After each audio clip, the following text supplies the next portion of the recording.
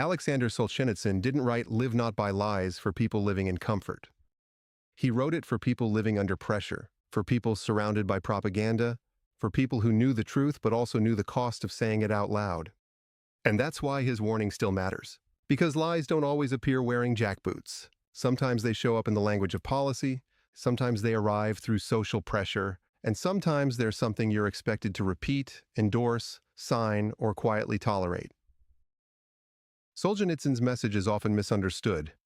People hear Live Not by Lies and they imagine dramatic resistance, protests in the street, public defiance, martyrdom, a grand moral stand in front of the whole world. But that's not really what he was asking for. His demand was simpler and in many ways harder.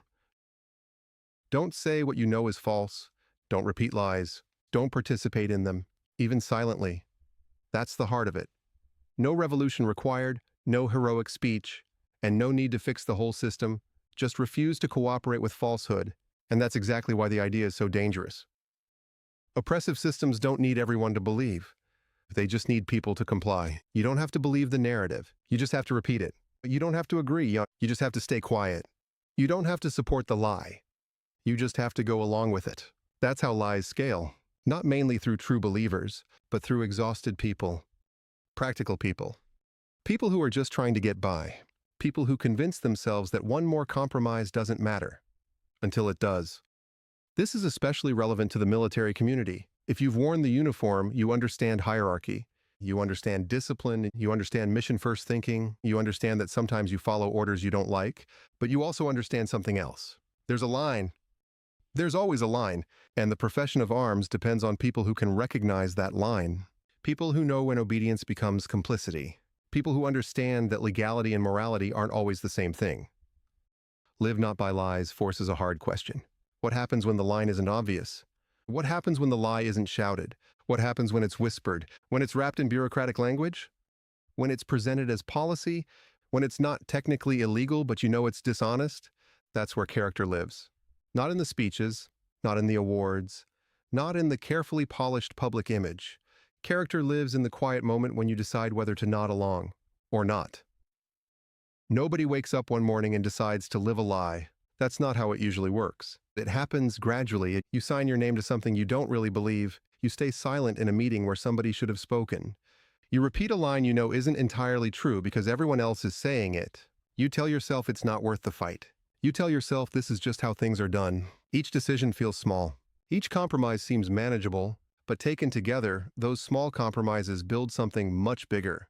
They create a culture where truth becomes optional. They create institutions where integrity becomes inconvenient. And they create people who no longer recognize themselves. Solzhenitsyn's insight was brutal because it was simple. A system built on lies is not sustained only by tyrants. It's sustained by ordinary people choosing comfort over truth. We like to imagine courage as something loud, kicking doors, charging hills, standing in open defiance. And sometimes courage does look like that. But most of the time, real courage is quieter. It's refusing to laugh at something you know is wrong. It's declining to repeat something you know is false. It's choosing not to endorse, not to sign, not to participate.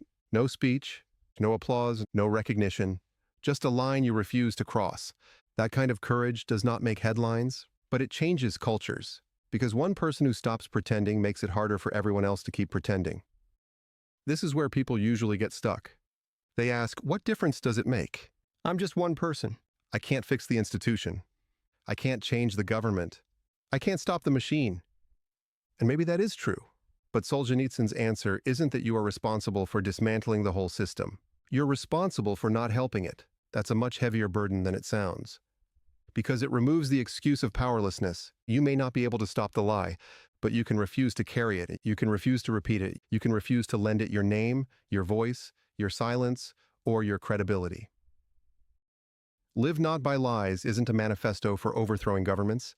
It's a blueprint for personal resistance, and personal resistance spreads the only way it ever has. One person at a time, one refusal at a time, one uncomfortable moment at a time, one decision to stand just slightly apart from the crowd. It's not dramatic, it's not glamorous, but it is contagious. Because when one person stops pretending, others notice. And sometimes that gives them permission to stop pretending too. Solzhenitsyn didn't believe most people were evil. He believed most people were afraid. Afraid of consequences, afraid of isolation, afraid of being labeled, afraid of being the only one in the room who refuses to go along. And he was right. Fear is powerful. But a system built on lies is far more fragile than it looks. It works only as long as enough people keep pretending. So the question isn't whether the system will change. That question is too big. The real question is smaller and harder. Will you participate in the lie, or will you step out of it? Not loudly, not dramatically, just quietly refuse. That's where it starts. Read the full article at the Havok Journal.